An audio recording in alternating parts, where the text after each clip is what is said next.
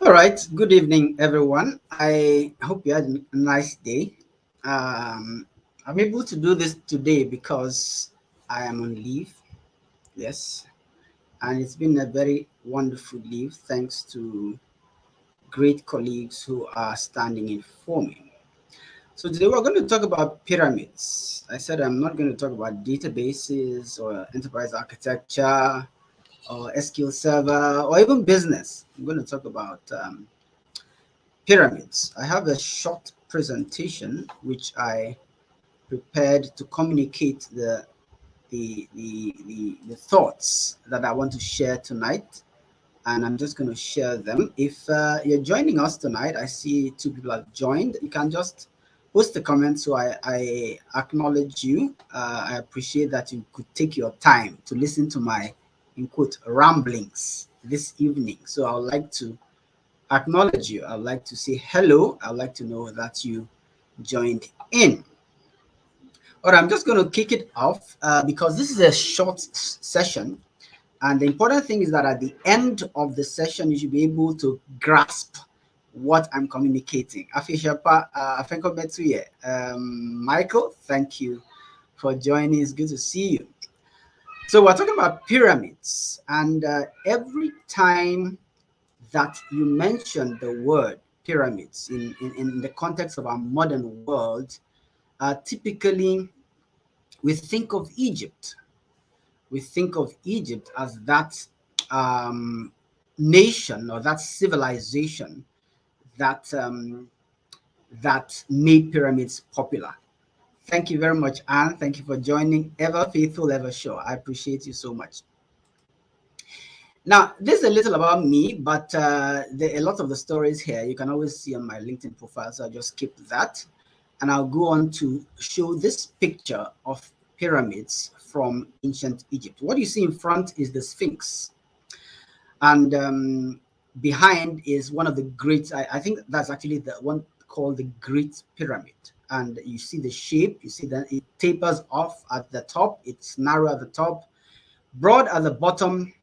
And even though Egypt was popular for these pyramids, a lot of other civilizations had them. The Chinese had them, the Incas had them, the Sumerians had them, the Mayans had them, and so on and so forth. And typically they use these pyramids to bury their kings. And according to the Egyptian traditions, they would bury the king and they would include a lot of treasures because the king had to cross into the afterlife and he needed those treasures to cross. Incidentally, they also had to protect the pyramids with some security because of tomb raiders. So apparently the king could not take the treasures across. He had to leave it in the pyramid. All right. So this is the structure. And one of the thoughts that come to my mind in that context is you are building pyramids for the kings. The question becomes, do the common people cross into the afterlife? How do they get buried? Maybe there's someone who has research on that. You can post it, that's fine.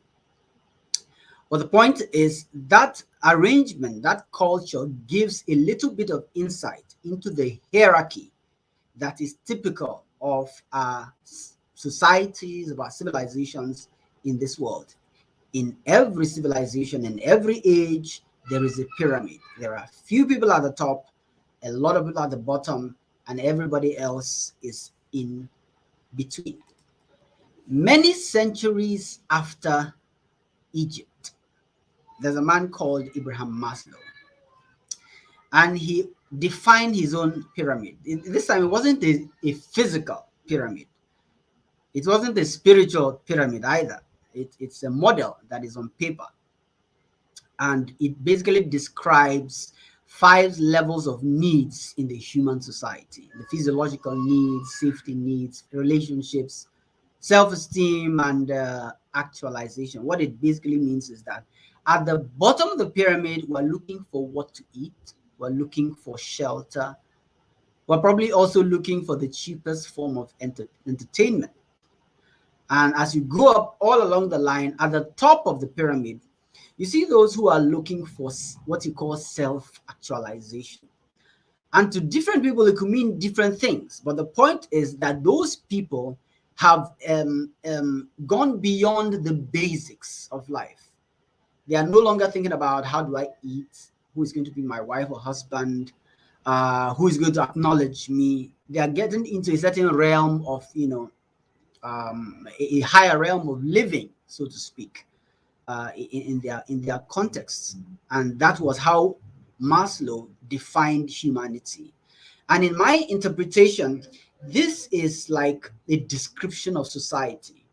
The masses are the bottom, the in quote bourgeois or the authority, the leaders, and so forth are the top. They think and make decisions for the bunch of masses all at the bottom. Whatever they say steers the ship of society forward or in whichever direction they are going. And essentially, those are the people that everybody else has to listen to. This concept of hierarchy and of the pyramid also finds itself in our workplaces. If you work for anyone, you probably have noticed that most of the time you are responding to instructions. What you see before you is a nice diagram called an organizational chart. It simply shows you who the boss is, who the others are, and how many people are competing with you to become the boss. I mean, that's not the real definition, but that's what it is. So the bosses, those at the top, are steering the ship of the organization. Whether or not it's in the right direction is a completely different discussion. But the point is, someone has to be at the top. Few people are at the top. The masses are at the bottom. Everybody else has to do what the bosses say we should do. And very few people question the direction of this ship we call the workplace or the church or the nation and so forth.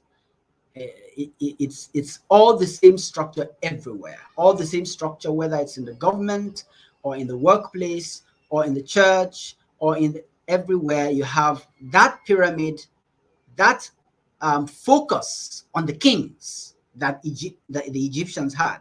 That focus is still there in every society. Even when we say, oh, we're doing democracies and all that, we find out that no matter how democratic we are, somebody must call the shots. In the context of an organization, if you have watched it, you probably have known my thoughts about the career growth strategies. I focused on information technology, but there is that concept where everybody is trying to rise to the top, but there's not enough space at the top for everyone. So it plays out in the workplace. It plays out in other aspects of life. There's a brand of business called multi-level marketing.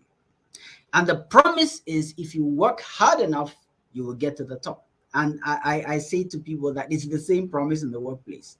If you work hard enough, you get to the top.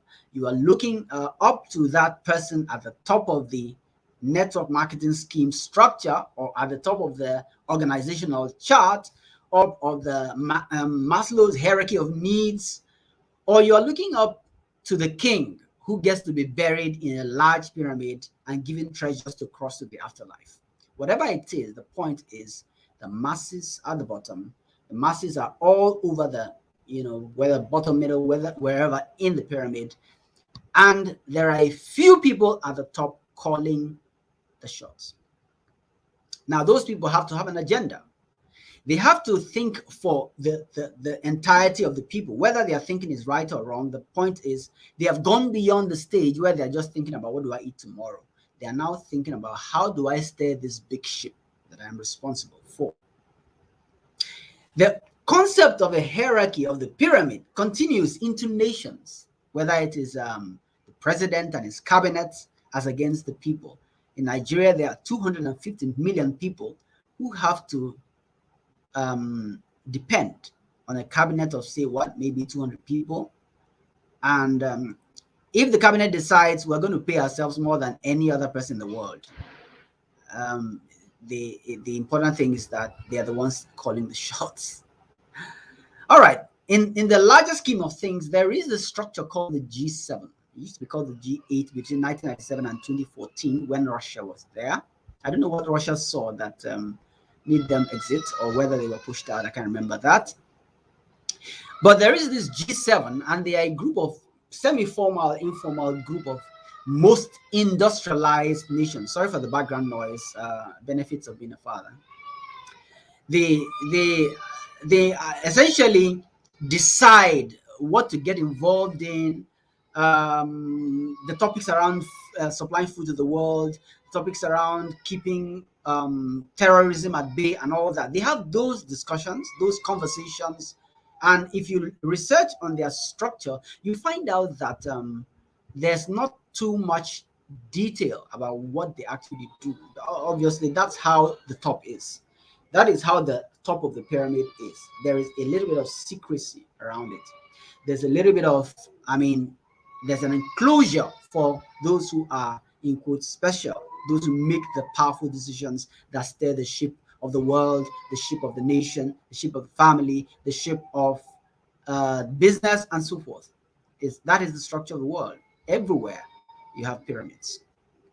Everywhere they have pyramids. When I saw the structure of this G7 with France as the first name, what came to my mind was the relationship between France and many Anglophone or Francophone countries. And I asked myself, who are these countries going to report France to?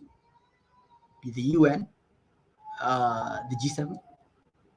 So in every structure, at the top of those who are making the decisions, what happens is they have their interests, they have their strategies, they decide what happens, and what they say is right tends to become right. What they say is wrong tends to become wrong. And it's very rare that they are called to question or to answer, to account for their decisions. There's a larger group called the G20. I think it got ruffled by Trump's disposition to the world, but essentially the same few nations that are most industrialized according to the definitions we have today. So we have all these structures in the world that I call pyramids.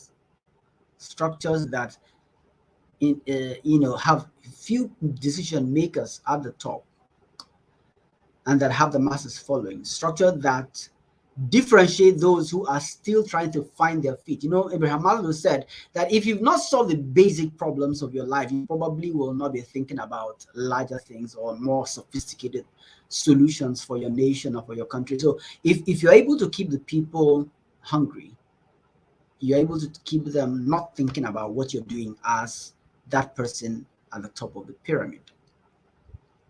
But the real question I want to leave today in the minds of those who are on the call and those who eventually watch after now is the people at the top of the pyramid.